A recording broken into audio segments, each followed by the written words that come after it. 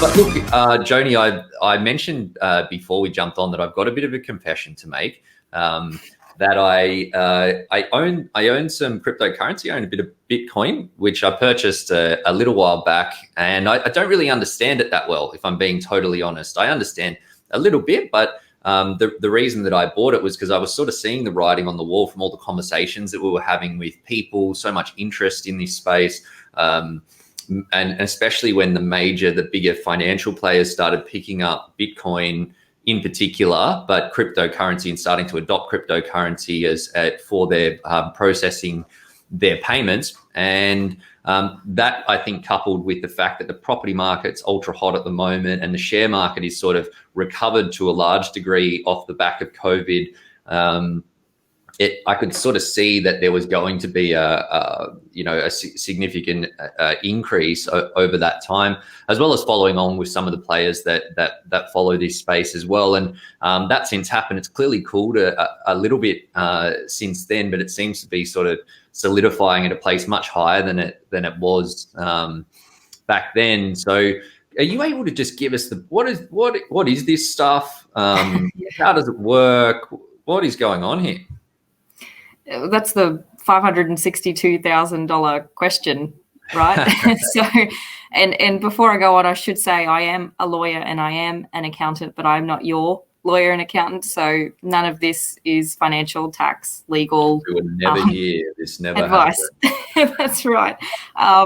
Nor an endorsement of anything that I might refer to illustrate some concepts. So the question is, how on earth do you value Bitcoin? You know, we've got economic models to give us a sense of whether shares are fair valued or under or overvalued at any particular time. And we've got realized actual things to draw upon to make those assumptions about where the value of a company and therefore its shares are going to go. We don't have an economic model of Bitcoin to tell us what the price will be today versus tomorrow versus in one year from now. And there are a number of economists, mathematicians, data analytics professionals trying to scan the market and understand what might be correlated to Bitcoin. and some might say, is it like the likes of an Elon Musk? Yeah. There's a correlation there, no doubt. Yeah. Maybe causation. Maybe not. And he's, as you would have seen from some of the market movements, he is certainly having an impact right now up to this point. But question whether announcements from the likes of an Elon or any other celebrity or a central bank, or a US government, another government for that matter, how much of an impact that will have on the value of Bitcoin. There is no economic model from which we can understand how the prices is going to turn. But also there's this thing commonly said that what underlies Bitcoin, what does give it its value? What am I holding on to? And I say that this is also a common misconception with cryptocurrency, because by virtue of buying Bitcoin through a cryptocurrency exchange, you might hold it in your cryptocurrency exchange account, and the cryptocurrency exchange is actually managing the digital wallet for you. But a digital wallet is not like the physical wallet you have and you put in the back of your jeans pocket that holds dollar coins and notes, physical things.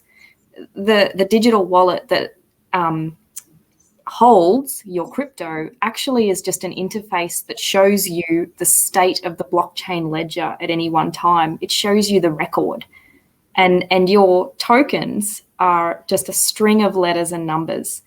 And so it really confuses people, and they say, how can just one string of numbers be worth $50,000 or more at any one point of time? And it is because people, us and institutions, are giving it value, and we're transferring one Bitcoin between you and I, and we give that value and help set the prices. So falls back to a bit of market forces and demand and supply. And as you might know, Bitcoin, a common word that you might hear is the tokenomics of a blockchain. And with Bitcoin, there is only ever a finite supply, 21 million, that will ever exist. And we've only mined a certain number. I think that all of them will be mined at some point in 2140. So given that there is only a finite supply, that is called I'll call the tokenomics deflationary, in the sense that the token value is intended to go up because more people will, in theory, want them and be willing to pay a higher price, is one of the theories.